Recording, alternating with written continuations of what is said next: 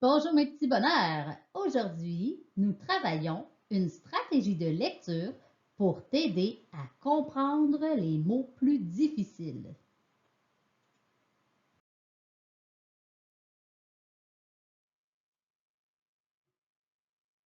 Pour ce faire, tu apprendras à utiliser le contexte en regardant autour du mot, soit avant et après le mot qui est difficile pour toi.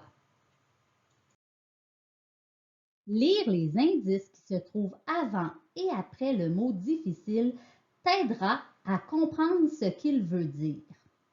Voici un exemple. Léo est un garçon très sportif. Il fait du ski, du patinage et du curling. Mais qu'est-ce que veut dire le mot curling? On peut comprendre la signification du mot curling grâce à des indices. Les mots sportif, ski et patinage sont des indices qui peuvent t'aider à comprendre ce que veut dire le mot curling. Le curling est un sport.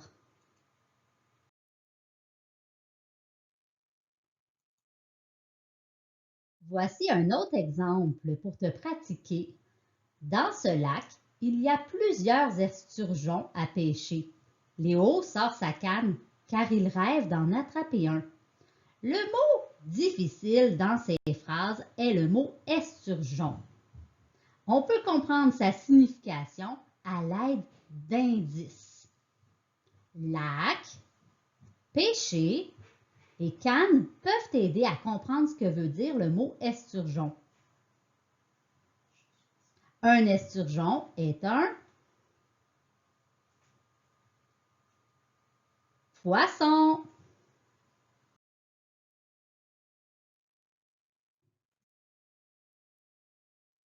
Voici un dernier exemple. La mère de Léo coupe des poivrons, des céleris et des gombos pour préparer sa délicieuse soupe aux légumes. Mais qu'est-ce que signifie le mot gombo? Es-tu capable de voir les indices qui t'aideront à comprendre le sens de ce mot? Les mots légumes, poivrons et céleri t'aideront à comprendre ce que signifie le mot gombo. Un gombo est un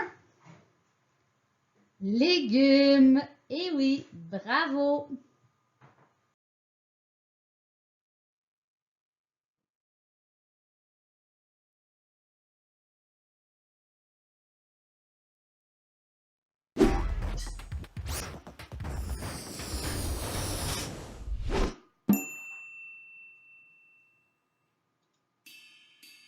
Bonjour, inspectrice La Malice. Prête pour une nouvelle enquête? Bonjour, détective Le Flair. Une enquête? Oui, j'adore ça. Mais sur quoi allons-nous enquêter? La loupe, tu as une énigme à nous proposer? Au temps des pharaons, l'écriture égyptienne est composée d'un alphabet de dessins. Ce sont des hiéroglyphes. Hiéroglyphe? Nom d'une loupe. Je ne connais pas ce mot. Et du coup, je ne comprends pas bien ce que veulent dire ces phrases. On peut peut-être s'aider des autres mots pour comprendre. Oui! Regardez, en observant bien, on peut déjà voir que l'action se situe au temps des pharaons, donc dans l'Égypte antique.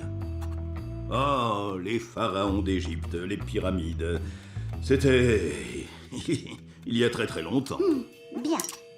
Maintenant, on sait que les hiéroglyphes étaient utilisés par les Égyptiens de l'Antiquité.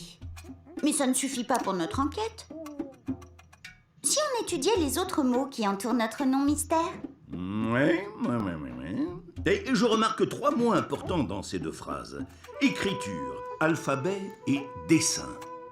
Tous ces mots sont des indices. Ils ont forcément un lien avec le mot hiéroglyphe. S'il s'agit d'écriture et d'un alphabet, peut-être qu'un hiéroglyphe est une sorte de lettre. Oui, mais il y a aussi le mot dessin. Regardez, il s'agit d'un alphabet de dessin. Ce qui veut dire qu'il y a un lien entre le mot alphabet et le mot dessin. Oh, peut-être que les hiéroglyphes sont des dessins qui servaient aux Égyptiens à écrire. Oh, je sens qu'on est sur la bonne piste, le flair, je le sens. Je crois qu'on a trouvé. Un hiéroglyphe est un caractère qui sert à écrire.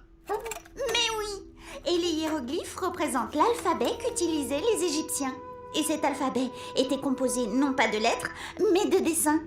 Des hiéroglyphes. Regardez, c'est comme une phrase. Chaque dessin, chaque symbole veut dire quelque chose. Je comprends mieux ce que veulent dire nos deux phrases maintenant. Au temps des pharaons, les Égyptiens utilisaient un alphabet composé de dessins pour écrire. Cet alphabet, ce sont les hiéroglyphes. Nous avons trouvé la signification d'un mot en nous aidant de son contexte, c'est-à-dire de tout ce qu'il y a autour du mot. Eh oui, mon cher Le Flair, en nous servant des mots qui l'entourent et du sens général de la phrase. Vivement la prochaine enquête. Et merci la loupe, on s'est bien amusé.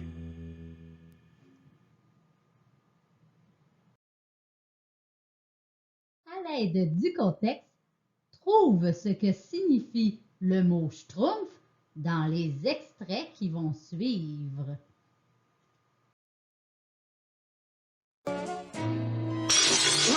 Oh, et maintenant, mais qu'est-ce que je vais faire? Mon miroir de secours. Ah ah, ce brave vieux compagnon. Bon, alors, où en étais-je? Ah, oui.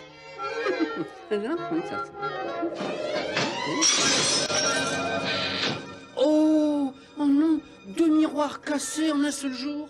Il y a vraiment des jours où on n'a pas de schtroumpf. Il y a vraiment des jours où on n'a pas de schtroumpf. D'après toi, par quel mot peut-on remplacer le mot schtroumpf pour comprendre ce qu'il veut dire? Il y a des jours où on n'a vraiment pas de chance. L'avais-tu trouvé? Oh oui, tu veux que je schtroumpfe un air de trompette?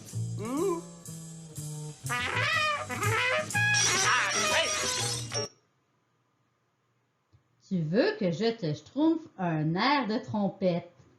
On peut remplacer le mot schtroumpf par tu veux que je te joue un air de trompette?